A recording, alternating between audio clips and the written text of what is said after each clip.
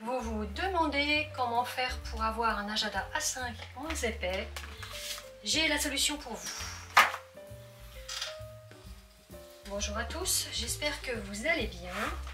Aujourd'hui, je voulais vous parler de mes deux agendas A5 que vous voyez ici sur la tranche. J'espère que vous voyez bien. Voilà, je voulais vous parler de ces deux agendas parce qu'ils ont des fonctionnalités un petit peu différentes.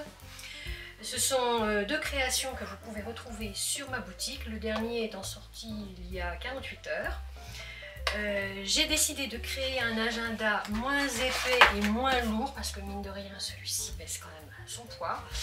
À la suite de commentaires de certains de mes abonnés qui trouvaient que avoir un agenda A5 était trop lourd et trop encombrant. Alors il est clair que si vous gardez le format A5, ça gardera le même format, donc le même encombrement.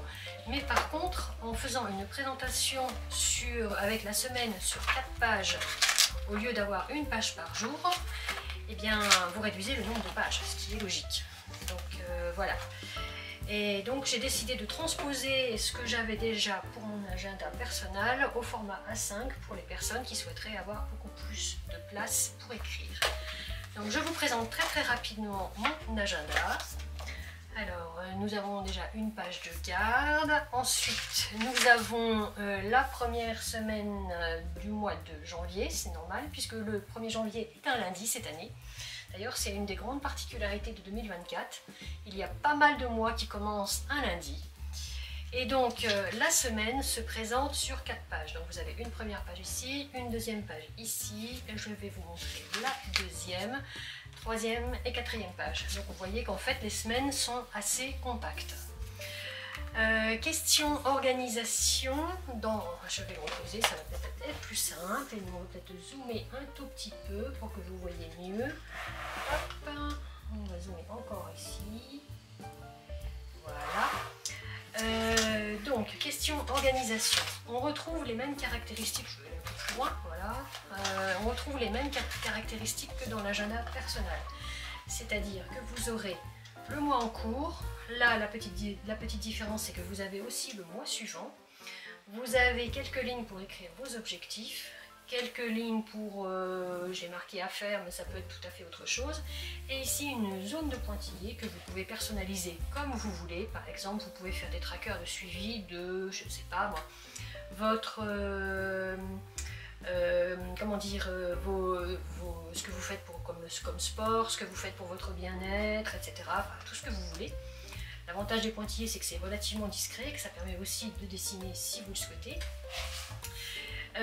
Et ensuite, chaque jour se présente de la même manière du lundi au vendredi. Vous avez donc une colonne avec les heures, allant de 7 h du matin à 20 h. Une petite zone pour les 3 choses importantes de la journée à faire. Et en dessous, des lignes pour écrire ce que vous voulez. Ou alors, si vous avez plus de 3 choses, vous pouvez mettre en dessous. Donc ça va comme ça du lundi au vendredi. Le samedi, on a une version un peu plus allégée, pas d'horaire, juste 3 choses importantes à faire si vous souhaitez les noter et une zone de texte en dessous pour le samedi et le dimanche. Et donc toutes les semaines sont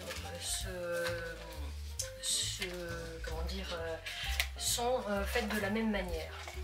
Alors, la seule chose que je n'ai pas mise dans cet agenda-là, mais qui normalement apparaît dans celui-ci, c'est que dans la boutique, vous trouverez aussi la page avec la vue trimestrielle comme on l'a ici. Je ne l'ai pas mise dans notre agenda puisque là ce sont mes versions d'essai. Donc vous avez, non celui-ci c'est pour 2023-2024 mais pour la version 2024 vous avez 2024 ici. Votre année 2024 sur 12 mois ici. Et ici vous avez 2025. Donc en fait, pour les agendas commençant le 1er janvier 2024, vous avez 2024 et 2025. Et ensuite, vous avez les pages normales. Voilà. Alors, comme je vous disais, cette vidéo sera très courte. Hein. C'était simplement pour vous présenter ce que je viens de faire à la suite de vos remarques. Oups, attendez, j'essaie de dézoomer un petit peu. Voilà, ça va être beaucoup plus sympa. Pour obtenir quelque chose d'à la fois fonctionnel et plus léger. Alors bien entendu, la taille reste un problème, hein. Ça ne rentrera pas nécessairement dans tous les sacs par rapport à un format personnel, mais au moins cette version ici est plus légère que la version 1 page par jour. Voilà, bon bah c'était tout pour cette petite vidéo.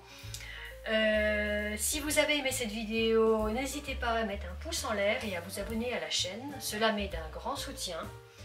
En attendant, je vous dis à bientôt dans une nouvelle vidéo.